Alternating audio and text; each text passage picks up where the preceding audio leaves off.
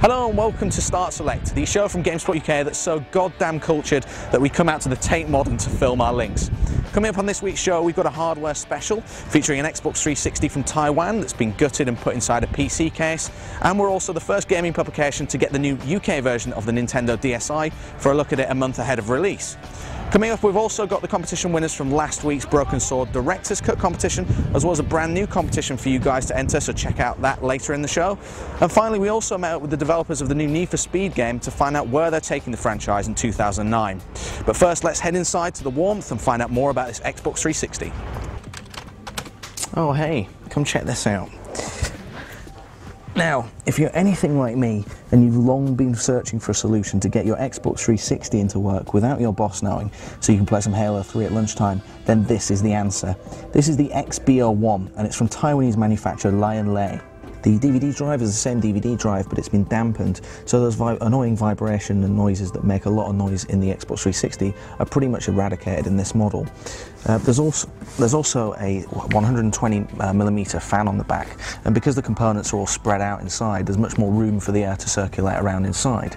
And if you're a really elite modder, you can actually use these holes on the back to install a water cooling system, but you'll have to pay extra for that.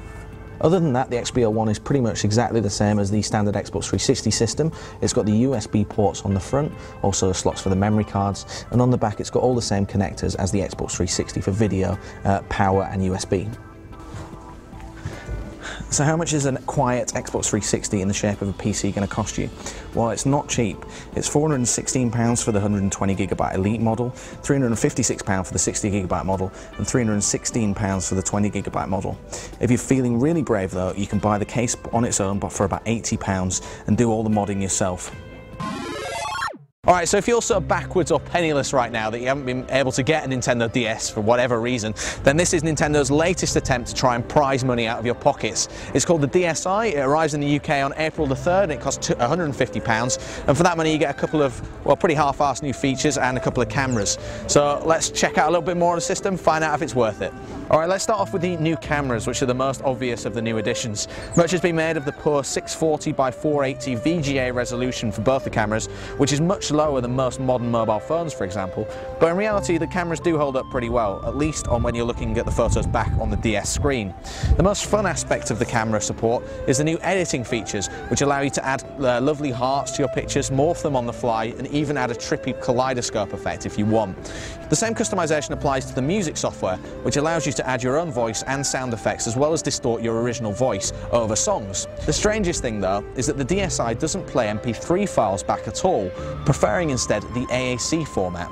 This will make Apple iTunes fans happy, but it doesn't stop it from being an incredibly stupid design choice. Finally, we have the DSi Shop, which replaces the old GBA card slot to offer new ways of getting hold of games, demos and other content online.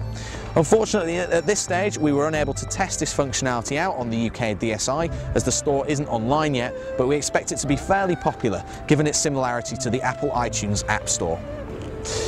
So in conclusion, is the Nintendo DSi worth £150 of your hard-earned money? Is it Bye! We know you guys love competition prizes like a fat kid loves cake, and last week we gave you the chance to win one of 5 copies of Broken Sword The Director's Cut on the Nintendo Wii. You clever so-and-sos all knew that Dave Gibbons, the illustrator of Watchmen, had worked on adventure game classic Beneath a Steel Sky, and we drew out the following winners from our bulging sack of entries. We have Ben Smith from the Isle of Man, Lee Beckett from Newcastle, Evan McCarthy from Rotherham, Paul Trenholm from London, and Leo Croft from Skelton. Congratulations to all you guys. This week we have an extra special DS competition for you. No, wait, come back. It's a good DS game. It's called Big Bang Mini, and it's one of the few DS games to score an Editor's Choice 9.0 score award from GameSpot. You see, only quality competitions for you guys on this show. We have 3 copies of the game to give away, courtesy of South Peak Games, but only if you can answer this question. Big Bang Mini is developed by Arcado Studio, but in which European capital city are they based? If you think you know the answer, send us an email to competitions@gamespot.co.uk before the 11th of March and watch the next edition of Start Select to find out if you're a winner. So Need for Speed Shift is going to be a kind of simulation title within the Need for Speed brand, so very much focused on high performance cars, real world cars on real world tracks, with a core focus on the driver experience and really making you feel like you are the driver in these cars. So yeah, I mean, we've got a really detailed physics model underneath the game, so that's where our background lies in. Obviously we've tried to make this a little bit more accessible to the main market. Our previous games were very, very hardcore, very niche, so we've tried to make this, we've made this accessible without dumbing it down, so everything is still being fully simulated on the cars, but we want to make it accessible for the average gamer. So for a normal Need for Speed gamer, it might take them a little bit to get used to the driving model, but ultimately it's going to prove rewarding, and you will feel yourself improving at the driving model and improving as a driver. So we think that's a rewarding experience.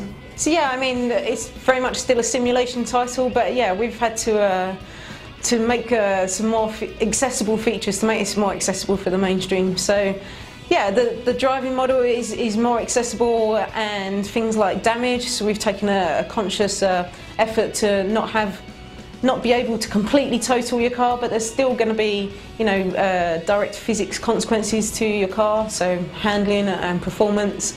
But yeah, it's a fine line to walk, but I mean, we still think driving a real car is really exciting, so we've tried to keep that core gameplay experience of very realistic physics going on underneath. So yeah, so crashing a car in real life is a really scary experience, but no one's really got that across, we feel, fully in a game. You just kind of bounce off walls and you don't really care even if your car has damage. So we want the gamer to be kind of afraid of crashing, so we've got a unique visual effects. So we're trying to disorientate the player when they have a really, really big crash, so, and obviously depending on the severity of the crash.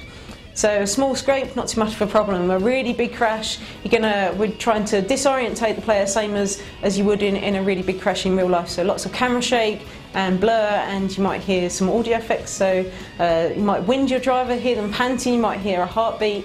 So just trying to get across this fear, as well as the normal kind of affecting your car, the physics of your car and the handling and performance, and obviously denting your car and the visual side to that. Very much a focus on, we feel, some of the more kind of simulation end is very what we call sterile, so there's not much going on beyond the car and the track that you're driving on, so we want the environments to feel very alive and have this race day atmosphere as well, so that's how we feel we're different from a title like Gran Turismo or Forza. That's it for this week's show, but remember, we always want to hear from you guys. Send us an email to startselect@gamespot.co.uk, post on the Start Select page, or write us a review in iTunes. It's always great to get your feedback. In the meantime, we'll be back next week on Friday the 13th of March for a spooky zombie special. We'll see you then.